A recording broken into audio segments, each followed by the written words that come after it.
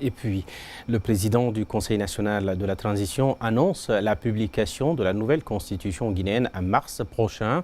C'est en marge de la table ronde des bailleurs de fonds pour le financement du programme intérimaire de la transition que Dansa Kourouma a porté la nouvelle. Il annonce également la consultation du peuple par voie référendaire pour sa validation. À Conakry, ils sont d'ailleurs nombreux à ce sujet, à donner leur avis sur cette nouvelle constitution. On les écoute au micro de Traoré Tomo.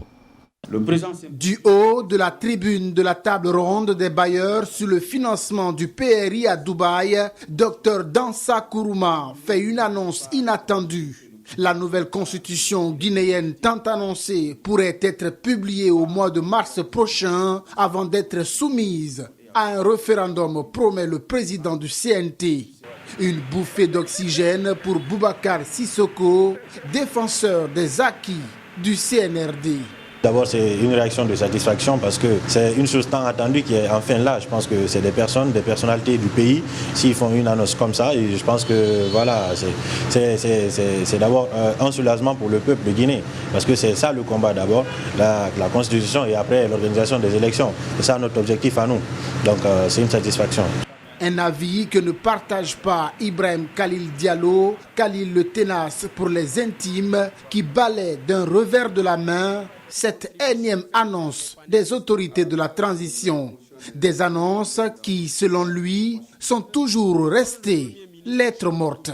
Je pense que cette énième annonce de Dansa Kourouma s'ajoute à la liste des promesses des organes de la transition qui n'ont jamais été tenues. Et j'ai de fortes probabilités que je doute sur ces annonces parce que ça a été toujours comme ça.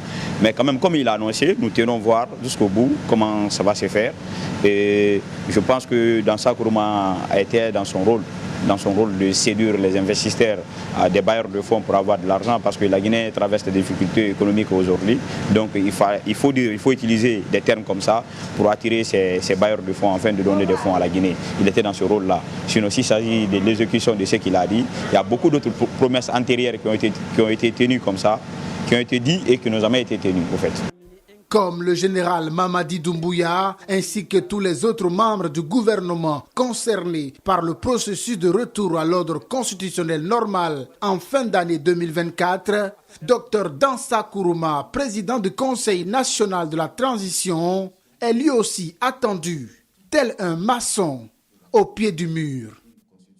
Et il faut noter que de son côté, l'ambassade des États-Unis en Guinée a salué l'annonce de la nouvelle constitution guinéenne par Dr Dansa Kourouma, président du CNT. Une annonce que cette ambassade qualifie d'étape importante dans le cheminement de la Guinée vers la démocratie constitutionnelle.